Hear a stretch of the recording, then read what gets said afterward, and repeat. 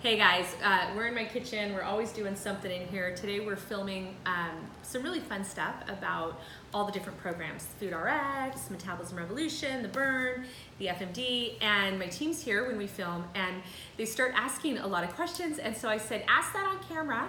And Shelly actually asked a great question, and we got into quite a funny discussion, and it'll tell you a little bit about the color of the background I come from. But Shelly, go ahead and ask me the question. So I fall asleep just fine, but then I come about 1 o'clock, 2 o'clock, I'm wide awake. Right. So when Shelly had told me that she was falling asleep well but not staying asleep, you know, people talk about REM sleep and taking sleep aids, you know, melatonin, or even a magnesium that can permeate the blood-brain barrier. We use our metabolism control a lot in phase 1 because of the theanine in there, which really helps with deep sleep. But one of the things that I asked Shelly was, well, what time do you wake up? And she said, you know, usually around 1 or 2 consistently. And I said, well, stick your tongue out at me. As you know, I grew up with a lot of different philosophies food-wise, a lot of different philosophies medicine-wise. My mom actually has her PhD both in reproductive endocrinology and is also an Oriental medicine doctor and an acupuncturist. So I took courses in tongue diagnostics. So I told Shelly, you know, stick your tongue out. And Shelly has, can I be candid, Shelly? Okay.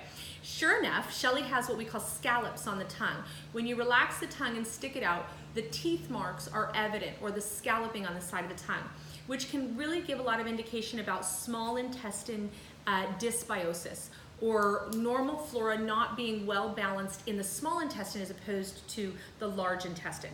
The other trick for me was 1 to 2 o'clock is usually small intestine time, where when individuals wake up more like 4 in the morning, 4 to 5 in the morning, it's usually a little more sex hormone. Like when I have individuals that have premenopausal issues or menopausal issues, hot flashes, body temperature regulation, where when I have more like that 3 o'clock, usually we have thyroid and liver issues.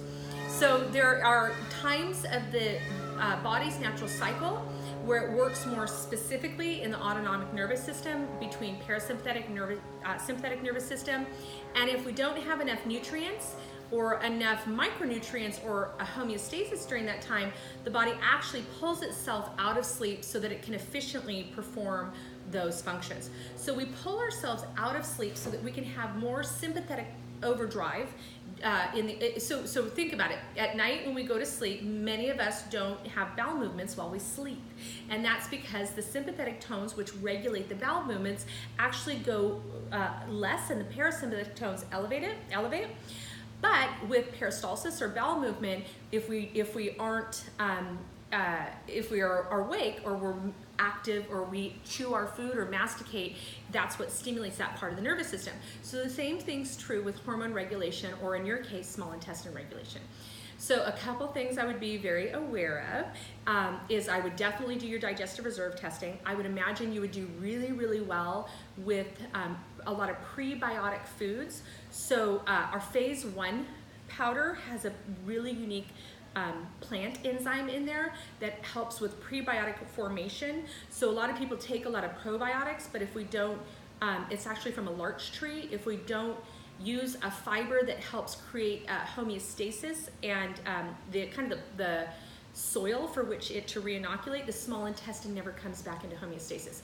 So you can have a history of candiditis or parasites. You can be really prone to those kinds of things.